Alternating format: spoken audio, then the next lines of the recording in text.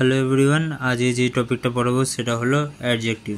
তো ভিডিও শুরু করার আগে সকলকে জানাই যে যাদের আমার পড়ানো ভালো লাগছে তারা প্লিজ আমার চ্যানেলকে একটু সাপোর্ট করে দিও, তাহলে আমিও একটু মোটিভেশন পাবো। এবং তোমাদের কোথাও কোনো বুঝতে প্রবলেম হলে কমেন্টে জানাবে, তো আমি সেটা আবারও ভালো করে বুঝিয়ে দেবো। কারণ আমি চাই যে কারোর বুঝতে কোনো রকম কোনো প্রবলেম না থাকুক, সব কিছু ক্লিয়ার করে বুঝিয়ে দিতে। তো চলো শুরু করা যাক আজকের টপিক।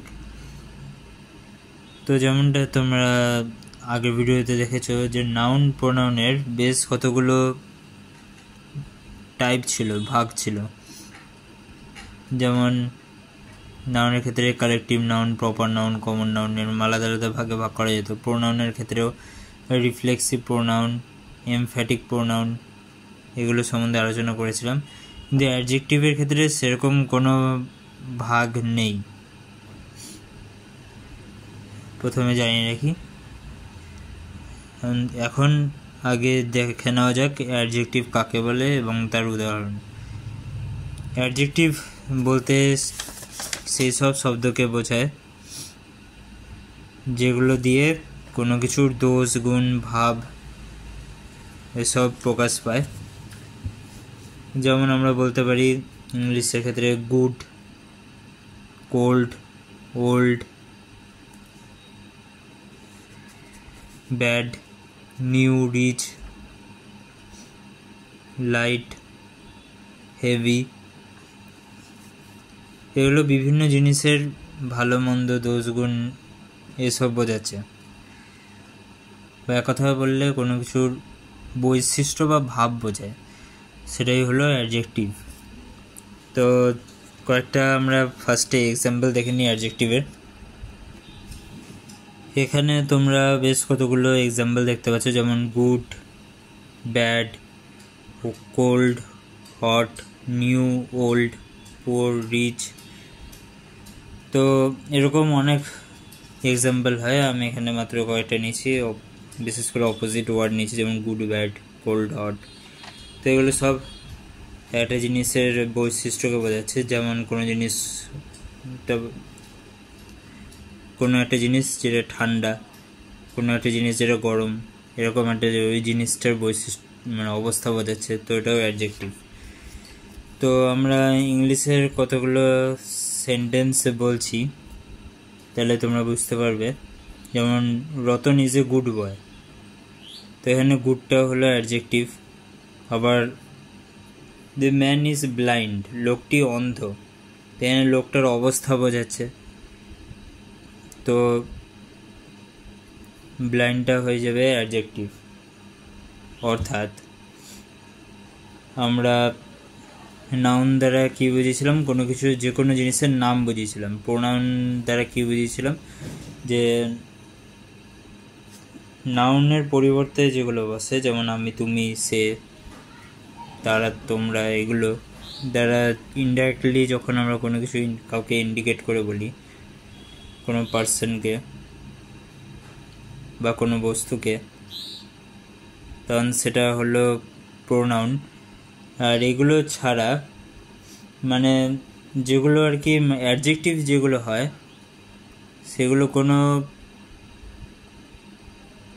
পার্সন বা বস্তুর নাম বা পার্সনকে ইন্ডিকেট বা কোনো বস্তুকে ইন্ডিকেট করা হয় না। এটা সাধারণত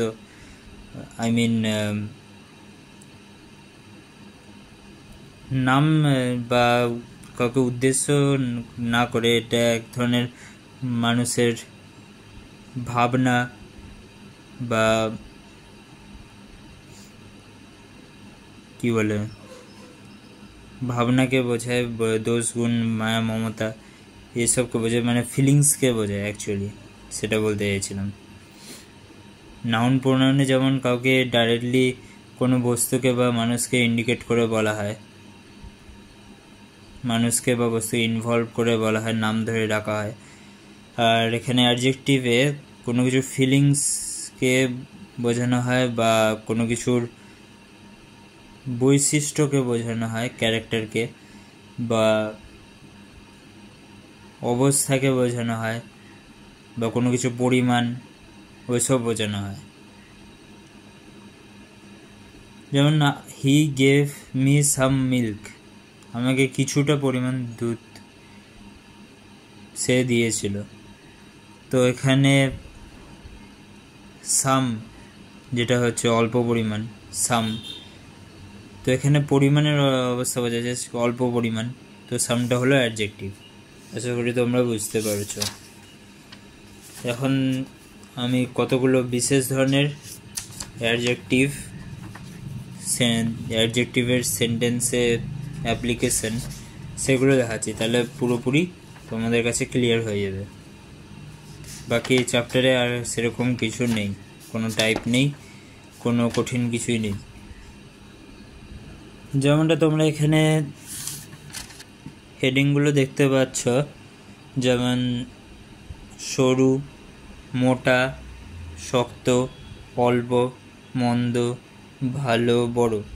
কারণ তোমরা বলবে এগুলো কি আবার, এগুলো হলো একটা হেডিং করেছি আমি, যেখানে বাংলাতে যেটা সরু বলা হচ্ছে, ইংলিশে সেটা আলাদা আলাদা ওয়ার্ড দিয়ে প্রকাশ করা যেতে পারে একটা সরুকে, এবং সেটার একটা সেন্টেন্সে অ্যাপ্লিকেশন সেটা আমি এবার দেখাবো।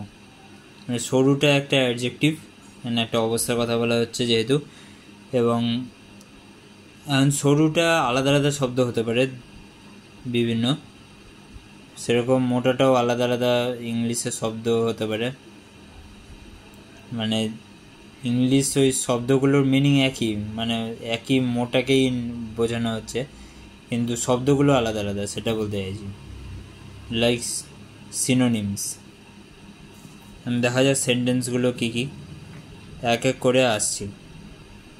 তো এখানে তোমরা দেখতে পাচ্ছ সরু যেটা, সেটা ইংলিশে আমরা যদি সরু কাপড়কে ট্রান্সলেট করি তাহলে হচ্ছে ফাইন ক্লোথ। সরু চাল, ফাইন রাইস, সরু গলি, ন্যারো লেন। এখন তোমরা বলবে যে আমরা তো জানি শুধু ন্যারো মানেই সরু হয়, ফাইন মানে তো চমৎকার বা পারফেক্ট হয়েছে, ওরকম টাইপের কিছু বোঝে, তো এখানে সরু কী করে হয়ে গেল? কিন্তু যে সরু কাপড়, সরু চাল যখন বলা হয় সেটাকে আমরা ইংলিশে ফাইন ক্লোথ, ফাইন রাইস এগুলোই বলে থাকি। তো এখানে ফাইনটা হলো অ্যাডজেক্টিভ এবং ফাইনের মিনিং দাঁড়াচ্ছে সরু। তো এখানেও দেখতে পাবে যে সবসময় আক্ষরিক যে অর্থ সেটা হয় না ট্রান্সলেশনের সময়। ট্রান্সলেশন করার সময় সেন্টেন্সটা পড়ে, মানে কোনো একটা ওয়ার্ড সেটা মিনিং কী সেটা সেন্টেন্সটা পড়ে কনটেক্সটটা বুঝে নিয়ে তারপর সেই মিনিংটা হয়। পুরোপুরি আক্ষরিক অর্থ সবসময় হয় না ট্রান্সলেশনের সময়। যেমন এখানে দেখতে পাচ্ছ ফাইনের ক্ষেত্রে সরু হয়ে গেছে মিনিং, যেহেতু ফাইন ক্লোথ বলতে সুন্দর কাপড় বা চমৎকার কাপড় এসব বোঝায় না, সরু কাপড় বোঝায়। কতগুলো প্রচলিত শব্দও আছে, সেগুলো তোমরা পরে শিখবে। তো এরপর আসছি মোটা মিনিং নিয়ে কতগুলো সেন্টেন্স। তো এখানে তোমরা দেখতে পাচ্ছ মোটা লোক, ফ্যাট ম্যান, মোটা কাপড়, কোর্স ক্লোথ, মোটা কাগজ, থিক পেপার, মোটা বেতন, ফ্যাট স্যালারি, মোটা বুদ্ধি, ডাল ইন্টেলেক্ট। তো তোমরা দেখতে পাচ্ছ যেখানে মোটা বুদ্ধি মানে বুদ্ধির ক্ষেত্রে মোটা যে শব্দটা সেটা ডাল ইউজ করা হচ্ছে ইংলিশে, বেতন আর লোকের ক্ষেত্রে ফ্যাট ইউজ করা হচ্ছে, কাগজের ক্ষেত্রে থিক এবং কাপড়ের ক্ষেত্রে কোর্স। এরকমভাবে আলাদা আলাদা কনটেক্সটে আলাদা আলাদা ওয়ার্ড ইউজ হয়, কিন্তু মিনিং একই থাকে। তো এগুলো ফ্যাট, কোর্স, থিক, ডাল এগুলো কিন্তু সব অ্যাডজেক্টিভ, তোমরা বুঝতেই পারছো। আর আগেরটার ক্ষেত্রে এখানে ফাইন অ্যান্ড ন্যারো অ্যাডজেক্টিভ ছিল।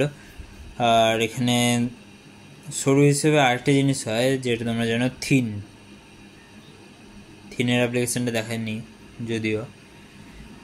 তারপরে আসি শক্ততে। তো এখানে যেটা তোমরা দেখতে পাচ্ছ, শক্ত মাটি, হার্ড সয়েল, শক্ত কাজ, হার্ড ওয়ার্ক। শক্ত প্রশ্ন যখনই আসলো কথাটা, তখনই হার্ড না হয়ে হার্ড কোয়েশ্চেন না বলে ডিফিকাল্ট কোয়েশ্চেন বললে বেশি ভালো লাগে আর কি। হার্ড কোয়েশ্চেন অনেকে বলে থাকে, কিন্তু ডিফিকাল্ট কোয়েশ্চেনটা বেশি বেটার। শক্ত দেহ, স্ট্রং বডি, শক্ত রোগ, সিরিয়াস ডিজিজ। এখানে তোমরা দেখতে পাচ্ছ নরম দিয়ে, নরম মাটি মানে হচ্ছে সফট সয়েল, নরম কথা, সফট ওয়ার্ড। নরম মাছ মানে কি? পচে যাওয়া মাছ, তার জন্য রটেন ফিশ। কি বলতে চাইছে সেটা বুঝতে হবে। নরম মেজাজ, মাইল্ড টেম্পার। নরম মেজাজ মানে রাগি না, মানে কম মেজাজ আর কি বলতে হবে, তার জন্য মাইল্ড, অল্প মেজাজ, মাইল্ড টেম্পার। তো এখানে সফট, রটেন, মাইল্ড এগুলো সবই অ্যাডজেক্টিভ। এবার দেখো অল্প দিয়ে, অল্প আয়, পুওর ইনকাম, অল্প দূর, শর্ট ডিস্টেন্স, অল্প মূল্য, লো প্রাইস, অল্প জ্বর, স্লো ফিভার। স্লো মানে লো ফিভার, একই ব্যাপার। তো এখানে পোর, শর্ট, লো, স্লো এগুলো সবই হলো অ্যাডজেক্টিভ, কিন্তু মিনিং একই, আলাদা আলাদা কনটেক্সটে আলাদা আলাদা ওয়ার্ড ইউজ হয়েছে। এখানে দেখতে পাচ্ছ মন্দের ক্ষেত্রে মন্দ খবর আগে যায়, ইল নিউজ রানস অ্যাপেস। এখানে মন্দ খবরটাকে ইল নিউজ বলা হচ্ছে। আর আরেকটা সেন্টেন্সে মন্দ মন্দ বায়ু বইছে, a gentle bridge is blowing.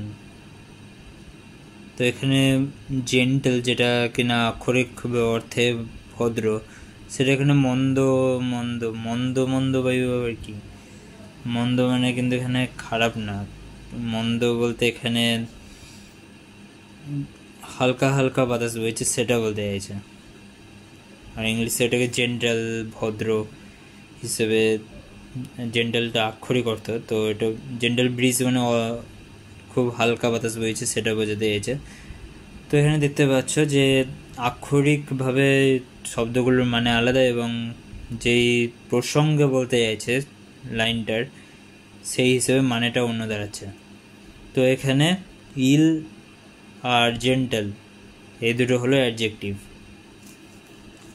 Similarly এরপর আসছি ভালো নিয়ে। ভালোতে কী কী সেন্টেন্স হয় দেখি। এখানে তোমরা দেখতে পাচ্ছ তোমার একটা ভালো খবর আছে, here is a good news for you. এবং তোমার ভাইটি অঙ্কে বেশ ভালো, your brother is strong in mathematics. তো এখানে গুড এবং স্ট্রং যেটা, এই দুটোই ভালো অর্থে ব্যবহৃত হচ্ছে এবং দুটোই হলো অ্যাডজেক্টিভ। সিমিলারলি এবার সে ছোট নিয়ে। এখানে তোমরা দেখতে পাচ্ছ তার চুল ছোট, হিজ হেয়ার ইজ শর্ট। এবং ছোট শিশুর যত্ন নিতে হয়, a little child needs care.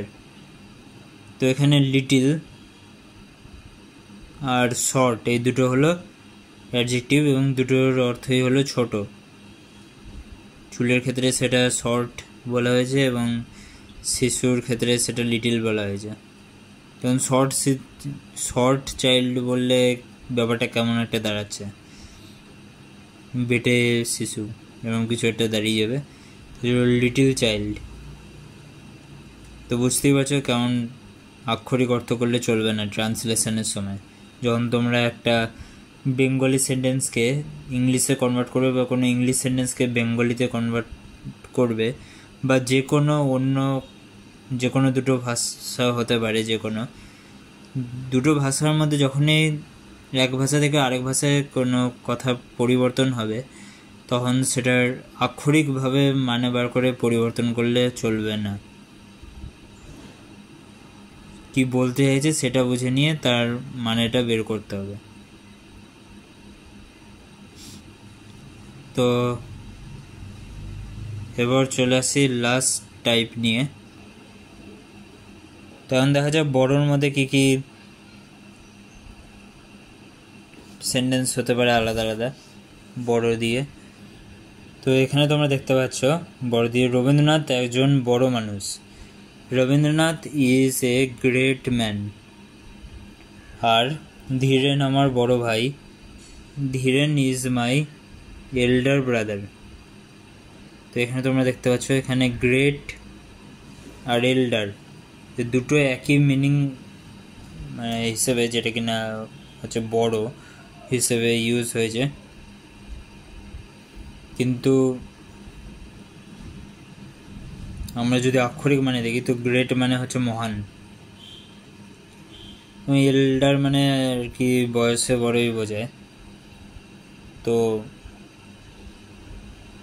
বড় মানুষ বেঙ্গলির ক্ষেত্রে দেখলে বড় মানুষ বোঝাচ্ছে। Rabindranath is a great man, এটাকে আমরা পুরোপুরি যদি বলি তো রবীন্দ্রনাথ একজন মহান মানুষ, সেটাও হতে পারে, কিন্তু রবীন্দ্রনাথ একজন বড় মানুষ, এটা বেশি better. Dhiren is my elder brother.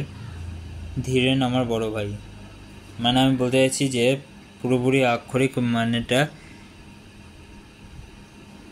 Avoid করাটাই বেটার। কনটেক্সট বুঝে কি প্রসঙ্গে বলা হচ্ছে সেটা বুঝে তারপর ট্রান্সলেশন করা উচিত। তো আমি অ্যাডজেক্টিভ সম্বন্ধে তোমাদের পড়িয়ে দিলাম। এবার কিছু আমি হোমওয়ার্ক দিচ্ছি যাতে তোমরা একটা সেন্টেন্সে কোনগুলো অ্যাডজেক্টিভ সেগুলো চিনতে পারো। না, আমি সাধারণত বেশি হোমওয়ার্ক দিই না, কারণ টপিকগুলো তো খুবই ইজি টপিক আর ছোটো চ্যাপ্টার, ছোটো ছোটো সব। তার জন্য এই 5টা যদি আইডেন্টিফাই করতে পারো এই 5টা সেন্টেন্স থেকে কোনগুলো অ্যাডজেক্টিভ কোনগুলো, তাহলেই ধরে নেবে যে তোমরা শিখে গেছো। আমি এই সেন্টেন্সগুলো বলে দিই একবার। Arnab is a good boy. Mini drank much milk. Robi is a wicked boy. He is wicked to the backbone. I have 2 rupees in my pocket. তো এখান থেকে দেখলে পরে বুঝে যাবে তোমরা যে কোনগুলো অ্যাডজেক্টিভ। তো ওভারঅল তোমাদের পড়ানো আমার কেমন লাগলো, আশা করি সব ক্লিয়ার হয়েছে। অ্যাডজেক্টিভের আজ যেগুলো পড়ালাম সেগুলোর সামারি আরেকবার বলে দিই। আর যে বললাম আমি অ্যাডজেক্টিভ কাকে বলে তার এক্সাম্পল, এবং সরু মোটা শক্ত নরম এরকম বাংলার কতগুলো